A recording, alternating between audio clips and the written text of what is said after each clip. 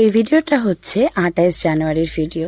তো সকাল সকাল কিন্তু আমাদের বাল্যভোগ দিয়ে দিয়েছিল ছোলার ঘুগনি আর সন্দেশ, আর আমরা আগের দিনের জিলিপি এনে রেখেছিলাম, সেটাও খেয়ে নিলাম। তারপর একেবারে স্নান ধান করে রেস্ট নিয়ে আমরা কিন্তু একবারে দুপুরের খাবার খেতে চলে এসেছিলাম। দিয়ে দিয়েছিল পোলাও, আলু ভাজা, একটা মিক্স ভেজ তরকারি, সাদা ভাত আর ডালটা আমি নেইনি, আর ছিল শেষ পাতে গুড়ের পায়েস। তারপর খেয়ে দিয়ে এখানে একটু হাঁটাহাঁটি করছিলাম টেন্টের সামনে। তারপর কিন্তু বেরিয়ে পড়েছিলাম একটু ঘুরতে। আমাদের সেক্টরের পাশের সেক্টরেই কিন্তু ছিল ইস্কন মন্দিরের আখড়া, তাই আমরা ঠিক করলাম যে সেখান থেকে আমরা সেই ইস্কন মন্দিরের আখড়ায় যাব। তো দেখো, আমরা ডুমরুদ্বারের সামনে যেহেতু ছিলাম, তো ডুমরুদ্বারের সামনে থেকে আমরা রওনা হলাম।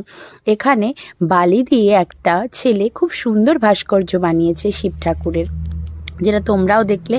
আর পুলিশরা দেখো সব ঘোড়ায় করে যাচ্ছিল। আর এদিকে রাস্তায় কিন্তু এরকম একটা বাবার দেখা পেয়েছিলাম, যেই বাবা মাথায় শিবলিঙ্গ নিয়ে বসে আছে। আর এই বাবারা কি সব মাথায় নিয়ে যাচ্ছে, একদম চুলের মতো কি পড়ে যাচ্ছে জানি না, এটাও কোনো হয়তো বাবা হবে, কিন্তু এদের নাম আমরা জানি না। তো রাস্তায় কিন্তু প্রচুর ভিড় ছিল এই দিন। আর যেহেতু তার সেই দিন রাতেই ২৯শে জানুয়ারি স্নান, তাই জন্য প্রচুর ভিড় হচ্ছিল।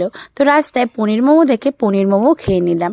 তো যেহেতু আমাদের আখড়া থেকে ইস্কন মন্দিরের আখড়াটা বেশ দূরে ছিল, তো আসতে অনেক সময়ও লেগেছিল। তো ফাইনালি আমরা ইস্কন মন্দিরের আখড়াতে চলে এসেছি। আর ইস্কন মন্দিরের আখড়াটা কিন্তু বেশ সুন্দর বানিয়েছিল, মানে জাস্ট এক কথায় যাদের বলা চলে অনবদ্য। দেখো, তোমরাও দেখতে পাবে কতটা সুন্দর, খুবই সুন্দর। আর এই সব স্ট্যাচুগুলো কিন্তু নড়ছিলও, তাই খুব ভালো লাগছিল। আর এখানেও কিন্তু প্রচণ্ড পরিমাণে ভক্তের সমাগম ছিল আর প্রচুর ভিড় ছিল।